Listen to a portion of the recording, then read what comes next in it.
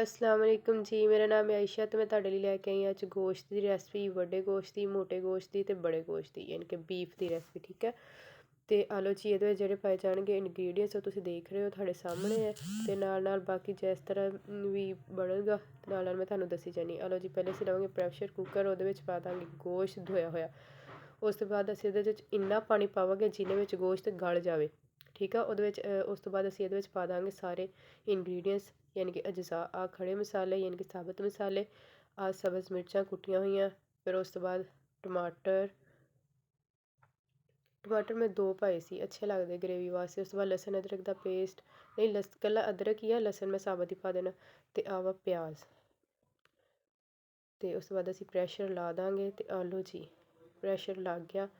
ਤੇ ਹੁਣ ਸਾਡਾ ਇਹ ਬੜੇ ਗੋਸ਼ਤ ਦੀ ਡਿਫਰੈਂਟ ਤਰੀਕੇ ਦੇ ਨਾਲ ਯਾਨੀ ਕਿ ਪੱਕਦਾ ਵਾ। ਤੇ ਉਸ ਤੋਂ ਬਾਅਦ ਇਹਦੇ ਡਿਫਰੈਂਟ ਟਾਈਮਿੰਗ ਹੁੰਦੀਆਂ ਵਾ, ਯਾਨੀ ਕਿ ਜਿਹੜਾ ਗੋਸ਼ਤ ਜ਼ਰਾ ਨਰਮ ਹੋਵੇ, ਯਾਨੀ ਕਿ ਬੱਚਾ ਕਿ ਕੱਟਾ ਜਾਂ ਕੱਟੀ ਜੋ ਵੀ, ਯਾਨੀ ਕਿ ਜਿਹੜਾ ਛੋਟਾ ਹੋਵੇ ਜਾਨਵਰ ਉਹ ਜਲਦੀ ਗਲ ਜਾਂਦਾ। ਤੇ ਜਿਹੜਾ ਜ਼ਰਾ ਪਖਰੋੜ ਜਾਂ ਜਾਨਵਰ ਹੋਵੇ ਵੱਡੀ ਉਮਰ ਦਾ ਹੋਵੇ ਜ਼ਰਾ ਲੇਟ ਗਲਦਾ, ਯਾਨੀ ਕੋਈ 7 ਮਿੰਟ ਲਾਈਏ ਤਾਂ ਗਲ ਜਾਂਦਾ, ਕੋਈ 15 ਮਿੰਟ ਲਾਈਏ ਤਾਂ ਗਲ ਜਾਂਦਾ। ਆਲੋ ਜੀ ਤੁਸੀਂ ਦੇਖ ਰਹੇ ਹੋ ਕਿ ਪਾਣੀ ਕਾਫੀ ਖੁਸ਼ਕ ਹੋ ਗਿਆ ਸੀਗਾ। ਤੇ ਉਹਦੇ ਤੋਂ ਬਾਅਦ ਮੈਂ ਇਹਦੇ ਵਿੱਚ ਪਾ ਦਿੱਤੀਆਂ ਸਪਾਈਸਿਸ। ਤੇ ਪਾਣੀ ਜਦੋਂ ਹੋਰ ਖੁਸ਼ਕ ਹੋ ਗਿਆ ਸਪਾਈਸਿਸ ਪਾ ਕੇ, ਤੇ ਪਾਣੀ ਜਿਹੜਾ ਖੁਸ਼ਕ ਹੋ ਗਿਆ ਵਾ, ਉਸ ਤੋਂ ਬਾਅਦ ਮੈਂ ਹੁਣ ਇਹਦੇ ਵਿੱਚ ਪਾ ਦਿੱਤਾ ਵਾ ਆਇਲ। ਤੇ ਹੁਣ ਇਹਦੀ ਅਸੀਂ ਬਣਾਈ ਕਰ ਲਾਂਗੇ ਅੱਛੀ ਤਰ੍ਹਾਂ। ਗੋਸ਼ਤ ਦੀ ਬਣਾਈ ਹਲਕੀ ਆਂਚ 'ਤੇ ਬਹੁਤ ਅੱਛੀ ਤਰ੍ਹਾਂ ਕਰੀਏ ਨਾ, ਫਿਰ ਹੀ ਇਹਦੀ ਸਮੈਲ ਜਾਂਦੀ ਹੈ, ਨਹੀਂ ਤਾਂ ਬੜੇ ਗੋਸ਼ਤ ਦੀ ਸਮੈਲ ਤਾਂ ਬਿਲਕੁਲ ਹੀ ਨਹੀਂ ਨਾ ਜਾਂਦੀ ਹੈਗੀ। ਤੇ ਕਈਆਂ ਜਾਨਵਰਾਂ ਦੇ ਗੋਸ਼ਤ ਤੋਂ ਵੈਸੇ ਹੀ ਬਹੁਤ ਸਮੈਲ ਆ ਰਹੀ ਹੁੰਦੀ ਹੈ, ਤੇ ਕਈਆਂ ਦੀ ਭੁੰਨਣ ਤੋਂ ਬਾਅਦ ਵੀ ਨਹੀਂ ਜਾਂਦੀ, ਤੇ ਕਈ ਯਾਨੀ ਕਿ ਵੈਸੇ ਨਹੀਂ ਆ ਰਹੀ ਹੁੰਦੀ। ਤੇ ਆ ਤੁਸੀਂ ਦੇਖ ਰਹੇ ਹੋ ਕਿ ਗੋਸ਼ਤ ਦੀ ਬਣਾਈ ਹੋ ਰਹੀ ਹੈ। ਤੇ ਮੈਂ ਆਂਚ ਹਲਕੀ ਕੀਤੀ ਹੈ, ਤੇ ਇਹਨੂੰ ਅੱਛੀ ਤਰ੍ਹਾਂ ਪਕਾ ਲਾਂਗੇ ਜਦੋਂ ਤੱਕ ਕਿ ਗੋਸ਼ਤ ਘੀ ਨਹੀਂ ਛੱਡ ਜਾਂਦਾ। ਤੁਸੀਂ ਦੇਖ ਰਹੇ ਹੋ। ਤੇ ਨਾਲ ਨਾਲ ਚਮਚ ਹਿਲਾਉਂਦੇ ਰਹਿਣਾ ਤਾਂ ਕਿ ਨੀਚੇ ਨਾ ਲੱਗ ਜਾਵੇ।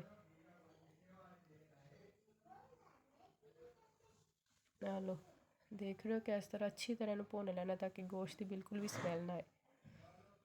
ਇਹੀ ਬੇਸਿਕ ਚੀਜ਼ ਹੁੰਦੀ ਹੈ ਬੜੇ ਗੋਸ਼ਤ ਦੀ। ਗੋਸ਼ਤ ਕੋਈ ਵੀ ਹੋਵੇ ਜਾਂ ਸਬਜ਼ੀ ਵੀ ਹੋਵੇ, ਭੁੰਨ ਕੇ ਹੀ ਹਰ ਚੀਜ਼ ਬਣਦੀ ਹੈ। ਜੇ ਉਹਦੀ ਬਣਾਈ ਅੱਛੀ ਹੋਵੇਗਾ ਨਾ, ਉਹਦਾ ਟੇਸਟ ਆਟੋਮੈਟਿਕਲੀ ਹੀ ਅੱਛਾ ਆਏਗਾ। ਚਲੋ ਹੁਣ ਮੈਂ ਥੋੜ੍ਹਾ ਜਿਹਾ ਪਾਣੀ ਦਾ ਛਿੱਟਾ ਲਾ ਕੇ ਫਿਰ ਮੈਂ ਕਿਹਾ ਇਹਨੂੰ ਅੱਛੀ ਤਰ੍ਹਾਂ ਭੁੰਨ ਲਵਾਂ। ਹੁਣ ਜਦੋਂ ਉਹੀ ਯਾਨੀ ਕਿ ਪਾਣੀ ਖੁਸ਼ਕ ਹੋ ਜਾਏਗਾ ਤਾਂ ਦੁਬਾਰਾ ਘੀ ਛੱਡ ਦੇਗਾ। ਉਸ ਤੋਂ ਬਾਅਦ ਮੈਂ ਇਹਦੇ ਵਿੱਚ ਓਨਾ ਪਾਣੀ ਪਾ ਲੂੰਗੀ, ਯਾਨੀ ਕਿ ਥੋੜ੍ਹਾ ਜਿਹਾ ਇਹਨੂੰ ਰਸਕਲਾ ਕਰਨ ਵਾਸਤੇ। ਤੁਸੀਂ ਦੇਖ ਰਹੇ ਹੋ ਕਿ ਘੀ ਨੇ ਗੋਸ਼ਤ ਨੇ ਦੁਬਾਰਾ ਤੋਂ ਘੀ ਛੱਡ ਦਿੱਤਾ, ਪਾਣੀ ਡਰਾਈ ਹੋ ਗਿਆ ਵਾ, ਯਾਨੀ ਕਿ ਜਿਹੜਾ ਮੈਂ ਛਿੱਟਾ ਲਾਇਆ ਸੀ। ਤੇ ਆਲੂ ਮੈਂ ਹੁਣ ਇਹਦੇ ਵਿੱਚ ਪਾ ਦੂੰਗੀ ਪਾਣੀ ਤਾਂ ਕਿ ਮਸਾਲੇ ਅੱਛੀ ਤਰ੍ਹਾਂ ਜਜ਼ਬ ਹੋ ਜਾਣ ਗੋਸ਼ਤ ਵਿੱਚ। ਤੇ ਆ ਹੁਣ ਇਹਦੇ ਵਿੱਚ ਸਾਬਤ ਧਨੀਆ, ਧਨੀਆ ਜ਼ੀਰਾ ਪਾਊਡਰ ਪਾਇਆ ਸੀ ਪਹਿਲਾਂ ਧਨੀਆ, ਤੇ ਉਸ ਤੋਂ ਬਾਅਦ ਲਾ ਦਿੱਤਾ ਮੈਂ ਆਲੂ ਜੀ ਸਾਬਤ ਧਨੀਆ ਸਬਜ਼, ਉਹ ਵੀ ਪਾ ਦਿੱਤਾ। ਤੇ ਹੁਣ 2 ਮਿੰਟ ਇਹਨੂੰ ਦਮ ਦੇ ਦਾਂਗੇ।